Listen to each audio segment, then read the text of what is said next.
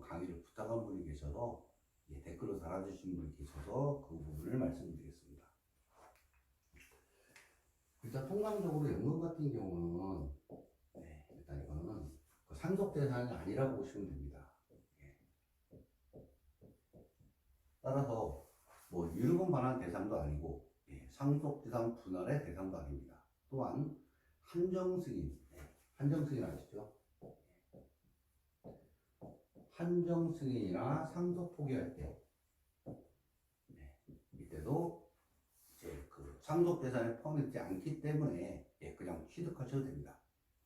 다만 연금이라고 똑같은 연금이 아니고 유족연금이라든가 뭐 이런 것들이 있습니다. 이런 거는 상속재산이 아니라는 거는 뭐 일치된 판례입니다. 그러나 이 퇴직금도 두 개로 나눠줍니다. 퇴직연금은 조금 틀립니다. 이 퇴직금이 이것이 일시금으로 나오는 게 있고 연금으로 나오는 게 있습니다. 퇴직연금이라고 부르죠. 퇴직금 같은 경우는 당연히 상속재산입니다. 그러나 퇴직연금에 대해서는 아직 명확한 대법원 판례가 없습니다. 그러나 그 이 부분에 대해서 한정승인 관련해서 지방 판례가 있는데 이 연금 중 2분의 1은 그 상속재산에서 제외된다. 연금 자체는 연금 전부가 연금 전부가 상속재산에서 배제되고 상속인의 고유재산이라는 하급심 판례가 있습니다. 제가 생각하면 그 울산지방법원 판례로 기억이 됩니다. 울산지방법원 판례가 이제 있는데 그 논리는 이렇습니다. 그 퇴직금 같은 경우 그리고 뭐 급여 2분의 1이 압류 대상입니다. 그러다 보니 이 퇴직연금도 결국은 그 유족의 그 생계보장이라든가 이런 거를 위해서 지급하는 거 아니냐. 퇴직금 자체는 일시금으로 퇴직금 자체는 상속재산입니다. 왜냐하면 급여에서 일부분을 떼서 적립한 거를 일시금으로 받는 거기 때문에 퇴직금 자체는 이제 그 상속재산이라는 거에 대해서는 의문의 여지가 없습니다. 그러나 이게 연금화됐을 때는 퇴직연금으로 지급될 때는 상속재산이 아니다.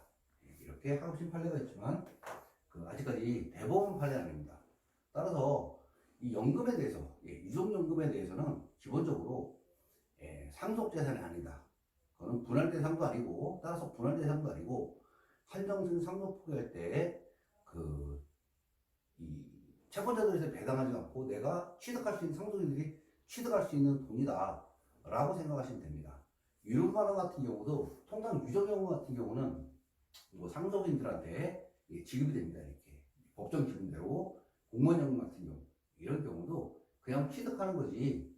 이게 뭐 그 상속분할을 취득하는 거지.